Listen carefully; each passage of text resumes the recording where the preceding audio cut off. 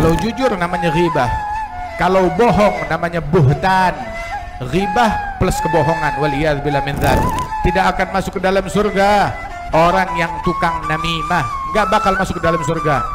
Apabila Rasulullah utusan Allah as-sadiqul masduq mengatakan orang ini nggak bakalan masuk surga, maka kamu mau percaya kepada siapa? Kepada ustadz gadunganmu, kepada medsosmu, kepada yang viral di masyarakat? Nggak bakalan masuk ke dalam surga orang yang tukang namimah.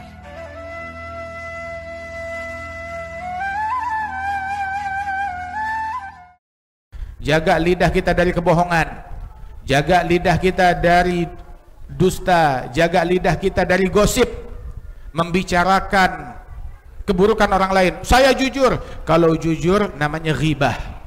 Ketika membicarakan keburukan orang lain, membicarakan suatu perkara tentang orang lain, saya jujur, saya ngomong apa adanya, itu namanya ghibah. Dzikru akhakal muslim bima yakrah, membicarakan tentang saudaramu yang muslim dengan hal yang dia nggak suka. Kalau jujur namanya ghibah. Kalau bohong namanya buhtan. Ghibah plus kebohongan, waliyadzubillah min dzalik. Apabila hal tersebut menyebabkan kegaduhan di tengah-tengah masyarakat, membuat kebencian antara dua orang, apalagi 3 orang, apalagi 10 orang, apalagi 1000 orang, maka itu disebut namimah. Dan namimah tersebut adalah naglu kalamil ghair bigosdil iftitan, membawa omongan orang lain kepada pihak lain, menyebarkan suatu omongan dengan tujuan mengadu domba, waliyadzubillah, dan membawa omongan tersebut baik dengan lisan kita ataupun dengan memforward suatu omongan atau melike suatu omongan di media sosial, waliyadzubillah min dzalik. Dan orang yang namimah tersebut, Rasulullah bersabda di dalam hadis, la yadkhulul jannah al-gattat, tidak akan masuk ke dalam surga orang yang tukang namimah, nggak bakal masuk ke dalam surga. Apabila Rasulullah utusan Allah as-sadiqul masduq mengatakan orang ini nggak bakalan masuk surga, maka kamu mau percaya kepada siapa? Kepada ustadz gadunganmu, kepada medsosmu, kepada yang viral di masyarakat? Nggak bakalan masuk ke dalam surga orang yang tukang namimah. Sungguh ulama-ulama terdahulu yang kita kenal, Al-Imam Syafi'i, Al-Imam Ahmad bin Hanbal, Imam Maliki, Al-Imam Abu Hanifah, Al-Imam Al-Hasan Al-Basri, enggak ada satupun di antara mereka yang pengumpat dan penggosip.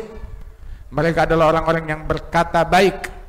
Dan Nabi Muhammad la yaqul wa la yaf'al illa ma'rufa, tidak berucap, tidak berbuat kecuali hal-hal yang baik. Rasulullah sallallahu alaihi wa alihi wasallam demikian.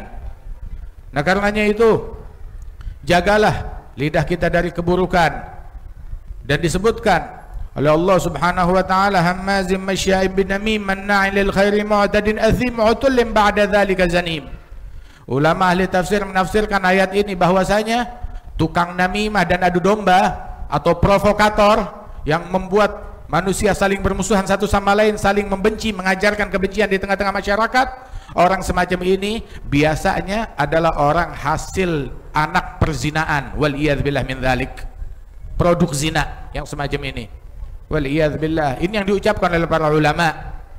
Dan sungguh Rasul sallallahu alaihi wasallam, beliau berdakwah di Mekah 13 tahun dan di Madinah berdakwah 10 tahun, diganggu, diteror, diperangi, pecah giginya, berdarah keningnya, dilempari batu dan diracun sallallahu alaihi wasallam.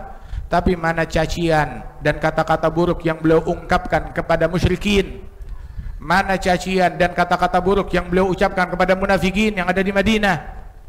Nggak ada yang keluar dari beliau kecuali kebaikan dan kesantunan.